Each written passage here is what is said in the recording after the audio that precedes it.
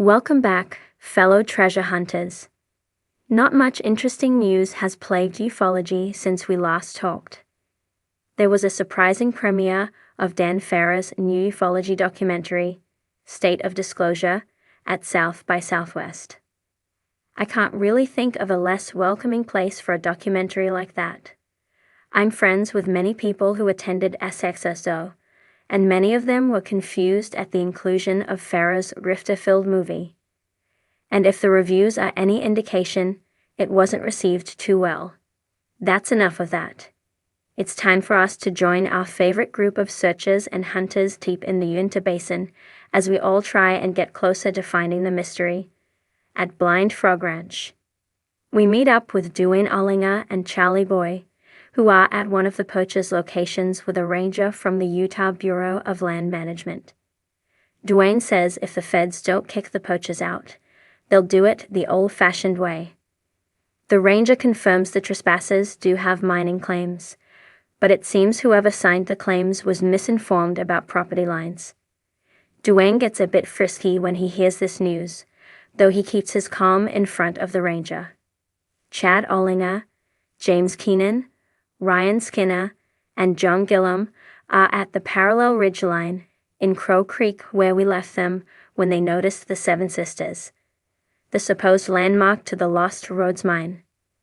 The four men walk to the base of the Seven Sisters while the narrator goes on this weird monologue where he conflates the eye.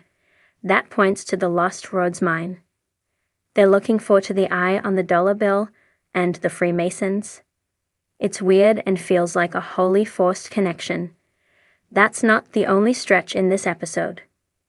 Once at the base of the Seven Sisters, someone points out two large hollow openings in the rock face and states that they look like eyes. They plan to rappel from above to try and get into the eyes so they can see if the etched eye, as stated in the Mormon journals, is inside either of these openings. Don't worry, we're going to come back to just how ridiculous this is. A quick cut back to the ranch shows Charlie Boy using a large spotting scope as he surveils the trespassers as they surveil him back. Back at Crow Creek, the four men have made it to the top of the ridgeline, above the eyes. John sets up the ropes to rappel them down. He goes first so that he can help swing them into the eyes.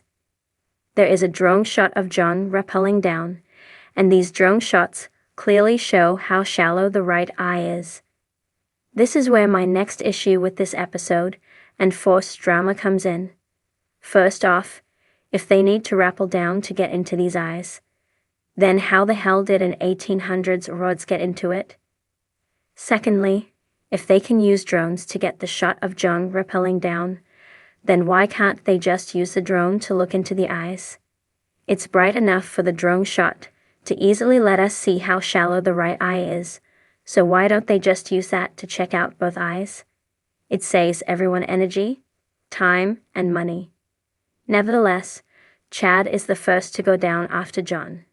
He gets roughly halfway down and tries to get to the right eye by swinging side to side. Chad fails. Up next is Ryan, who has never rappelled before.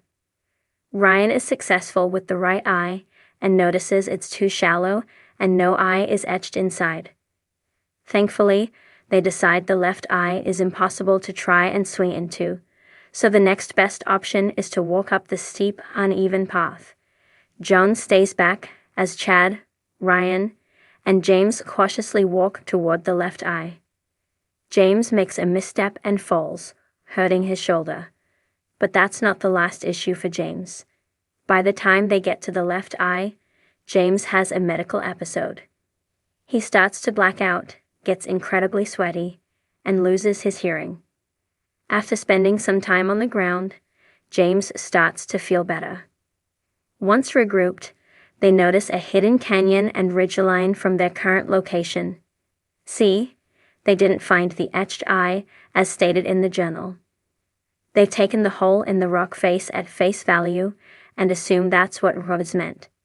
It's the constant picking and choosing of information that sometimes pisses me off about this show. In the previous episode, they keep talking about an etched eye, and now that they can't find it, they're just abandoning that information to go with the narrative they see fit. Charlie Boy is still surveilling at the ranch, but takes time to show something odd he found.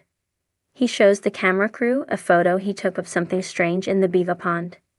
It's this 12 to 13 foot long serpent with alligator scales. There's no further explanation as we cut back to the team at Crow Creek. By the time we get back with Chad and his crew, they've made it to the hidden canyon they noticed from inside the left eye hole. They see a set of stacked rocks that look peculiar and decide to check them out. Ryan states that he can feel a rush of very cold air emitting from inside. This indicates a substantial underground cavern. Ryan puts his hand back inside and pulls out a large iron spike, presumably from a mine track of sorts. James is certain that what they're standing on is a collapsed mine. The only issue is that digging here will be difficult because they are on BLM land. On top of the permits they'd have to go through, the location of this collapsed mine would require a major mining operation. Moments before they cut back to the ranch, the narrator says something odd. He states this collapsed mine location is 2 miles from the eye. Okay, hold up. When they point out the hidden canyon from the left eye, it's clear that the furthest away it could be is half a mile. The canyon they are in is 100% NR to what was shown from their vantage point inside the eye. It's almost as if this collapsed mine location was something found separately and is being used as something to carry along the story of the Lost Roads mine subplot. We join Dwayne, Charlie Boy, Chad, Ryan, and James at the miner's shack. They spend some time filling Dwayne and Charlie Boy in on what happened over at Seven Sisters. As happy as Dwayne is to hear about the collapsed mine, he's cautious to move forward. If they go and dig on BLM land, are they no better than the poachers on their property? Dwayne's current priority is getting the poachers off their land. Charlie Boy and Chad decide to go check out one of the poachers' dig sites. There is a wheelbarrow and multiple 2x4s and a VARAD pole. This new spot they found is on the very edge of Blind Frog Ranch, but still on Dwayne's property. Dwayne and James find another poacher site that has a tent and some gear with it.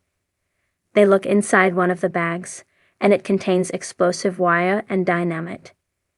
Dwayne lights a flare and sets a poacher's tent on fire. Okay, let's get the positive out of the way. It's clear that Dwayne is at wit's end with this poacher crap, and seeing him light a flare to burn down a poacher's tent was incredible. He's a man at the end of his rope, and finally realizes the feds aren't here to help him. I'll give him credit. He said if they didn't take care of it, he would. And he does. My big issue with this episode is all of the weird Seven Sisters/I stuff. From making Freemason comparisons to just throwing away everything they previously said about what the eye is, there's just too much retconning. And hearing the narrator say this collapsed mine was 2 miles away when they very clearly show the hidden canyon to be less than half a mile is infuriating. To answer the question I always pose at the end of these reviews, no. This episode did not bring us any closer to finding the mystery at Blind Frog Ranch. The last episode ended with a half-buried relic pulled from the blackened cavern floor, an oxidized metal disc, etched with characters resembling early desert alphabet mixed with something older, indecipherable. Today, the focus was on what the disc hinted at, a place long whispered among Utah treasure hunters and conspiracy theorists alike.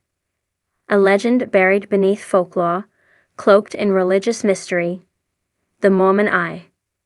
Rumored to be a vault or portal, or even a watchtower into something beyond comprehension, the Mormon Eye had surfaced in coded entries within Brigham Young's lost journals, referencing a watcher's chamber buried in the Uinta Basin. Most dismissed it as allegory, a veiled metaphor for enlightenment. Dwayne wasn't convinced.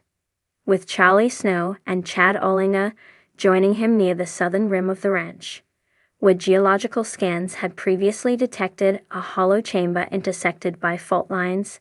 They prepared to descend. The disc had pointed, literally, to this location. When aligned with the stone compass found in Episode 3, the disc's arrow-like edge shimmered under UV light, casting a beam toward the lower bluff, a place the crew had previously deemed too unstable. But risk had become the new currency of progress. The camera panned slowly as Chad adjusted his helmet light, descending the creaking scaffolding into the newly reinforced shaft. Hours earlier, Miguel had rerun LiDAR scans confirming a cavity shaped not by erosion, but by intention. Angular, hexagonal patterns not found in natural cave systems. The deeper they moved, the colder the air became, defying logic. Not just cooler from the shade, but chilling, as if something beneath leached the warmth from everything above. Their breath fogged despite the midsummer heat above ground. 47 feet down, the tunnel narrowed into a slit no wider than a man's shoulders. The camera caught Duane squeezing through, dirt crumbling beneath his gloves. On the other side, a chamber opened, jagged like a starburst, veins of quartz and mica catching the light in an eerie shimmer.